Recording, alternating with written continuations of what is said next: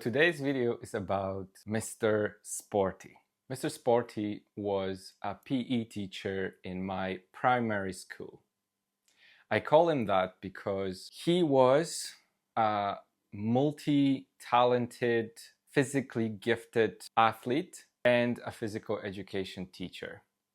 He was a runner, he was a judo fighter, he was a swimmer, gymnast, and who else, what kind of other sports he could play and perform during his time as a PE teacher. This man had probably the biggest influence on me during my time in primary school and then growing up as a kid who wanted to be a sporty kid. Initially, I wanted to play basketball for the NBA and Chicago Bulls like Michael Jordan.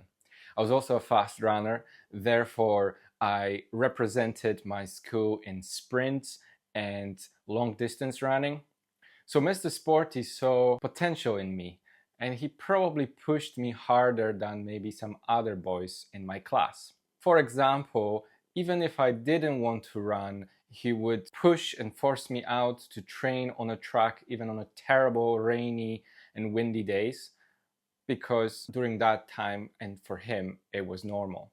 One day I came to school sick with a cold or a flu, I don't remember, but my mom specifically said to me to not do any running, especially outside in the rain, because I would get much sicker.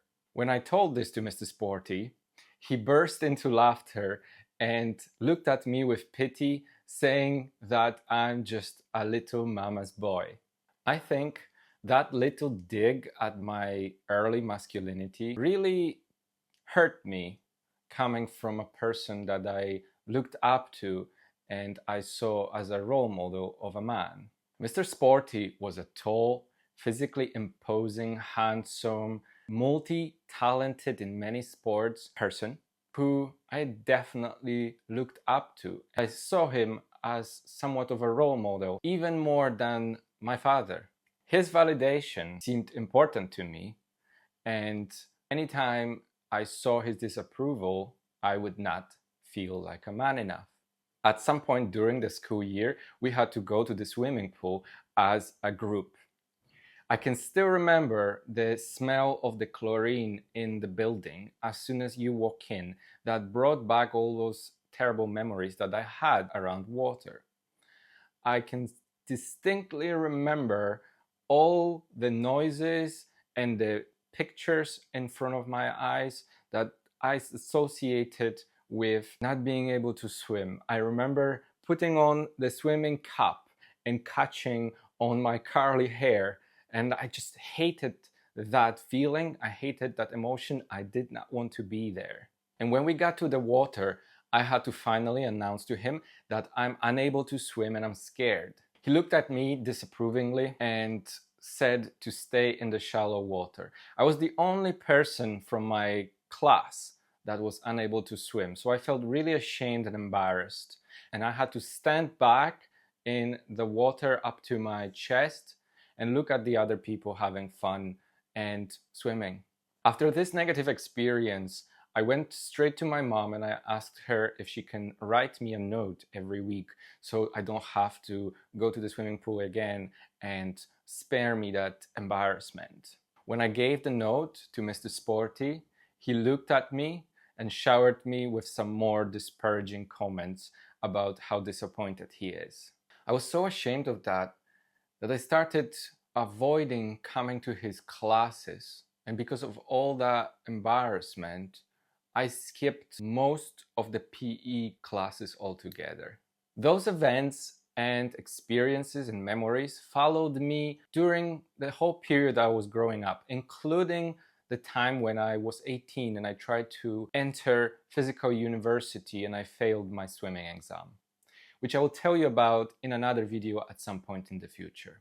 I still cannot tell why my parents didn't sign me up for some sort of swimming classes instead, or whether I was so stubbornly scared of water that I didn't want to do any sort of learning no matter what. Later on in my life, I used these experiences as fuel And that shame propelled me forward to stay motivated during the moments where I was doubtful of my ability. When I was learning to swim and I was coming to the swimming pool every single day, I used that shame for the good. These early experiences as a little boy shaped me as a man today, both for good and for the bad. And I'm sharing them just so somebody else can find this video relatable and maybe use it for themselves if they're struggling with insecurity about their masculinity and general confidence.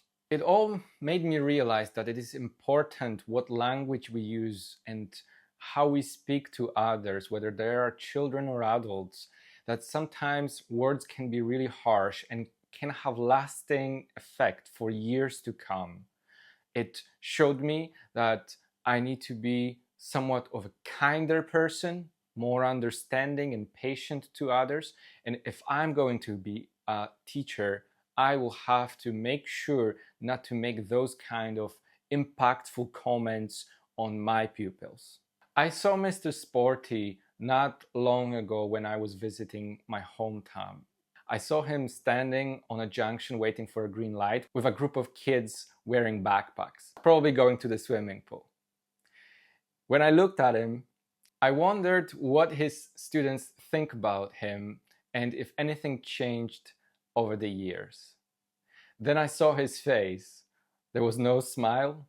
I heard his authoritative, imposing tone of voice and him barking orders to his students who are looking up and nodding. I guess some people never change.